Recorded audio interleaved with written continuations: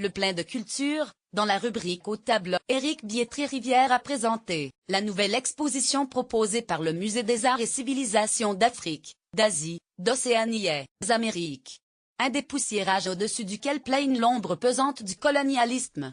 Après ses statuettes, ses costumes et ses masques, le Quai Branly s'est enfin décidé à révéler sa collection composée de quelques 500 peintures au grand jour.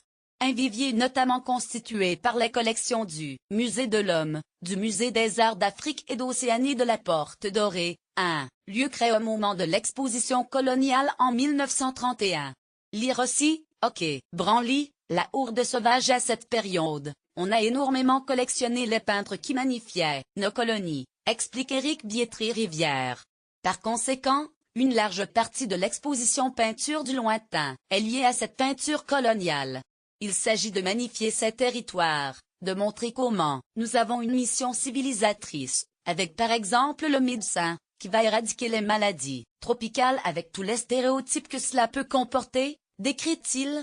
Le gouverneur général et Madame Renard Ampila en AEF, de Louis-Jean Beaupuy, 1896-1974, Claude Germain /DDC, Musée du Quai Branly en exemple, ce tableau de Louis-Jean Beaupuy, le gouverneur général et Madame Renard Ampila en AEF, dans lequel on observe l'administrateur et ses femmes en train de distribuer des vivres dans un petit village de l'Afrique équatoriale. Les chorés, les carnations sont très académiques, c'est bien fait. Et en même temps aujourd'hui on le trouve un petit peu ridicule avec son casque colonial et sa chemise de flanelle blanche, mais se pourrait-il qu'en la nommant peinture du lointain, le Quai Branly n'assume pas totalement cette exposition? Non, selon Éric Biétry-Rivière qui considère que l'exposition englobe aussi toute cette peinture exotique liée au romantisme, qui s'étend de la fin du XVIIIe jusqu'au XXe siècle. L'odalisque, ou algérienne et son esclave, d'Ange Tissier, 1814-1876. Thierry Olivier, Michel Hurtado /DDC, Musée du Quai Branly. Autre illustration de cette collection, ce tableau d'Ange Tissier nommé l'odalisque. Nous avons ici une algérienne, une odalisque.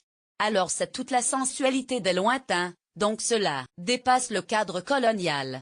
Nous avons une fascination.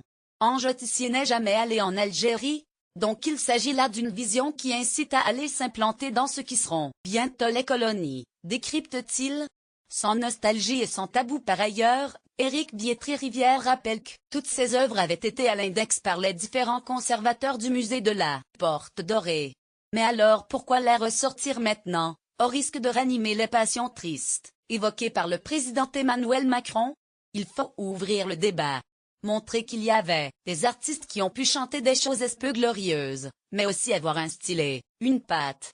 Ce sont des peintures qui sont très performatives, encore utilisées pour attiser le tourisme, estime Éric Biétry-Rivière. Une exposition à regarder sans nostalgie et sans tabou, jusqu'au 6 janvier 2019.